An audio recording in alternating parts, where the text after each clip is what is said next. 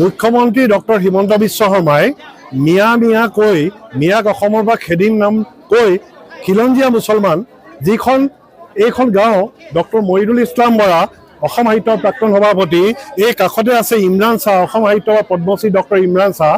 এই ইমৰান শ্বাহ আৰু মহিদুল ইছলাম বৰাৰ এই বসতি প্ৰধান এই অঞ্চলটোত আমাৰ যিখন খিলঞ্জীয়া মুছলমান আছে, বৰা, হাজৰিকা, শইকীয়া, তামুলী, সন্দিকৈ, খেনচোৱা আদি উপাধি থকা জেঙনিকটীয়া ধাইলিৰ এই প্ৰকাণ্ড এলেকাত আহোম যুগৰ এই ধাইলিৰ ৰাস্তা দি আহোম যুগৰ এই ধাইসকল অহা যোৱা কৰিছিলে ৰাজকোষক প্ৰতিপালন কৰা।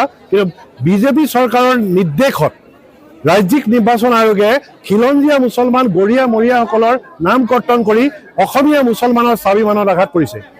বিজেপি চৰকাৰ আৰু নিৰ্বাচন আয়োগক আমি ধিক্কাৰ দিছোঁ। জেঙনিকটীয়া আৰু ধাইলি ৰাইজৰ এই সমগ্ৰ অঞ্চলৰ ৰাইজৰ ফালৰ পৰা আমি ধিক্কাৰ দিছোঁ, গৰিহণা জনাইছোঁ আৰু নিৰ্বাচন আয়োগক সজোৰে উত্থাপন কৰিছোঁ যে অকল শিৱসাগৰতে নহয়, মুছলমান মুক্তিযুঁজাৰু পৰিয়াল, মুছলমান অসম আন্দোলনৰ শ্বহীদৰ পৰিয়ালতো এনেকুৱা ধৰণৰ নাম কৰ্তন কৰা হৈছে।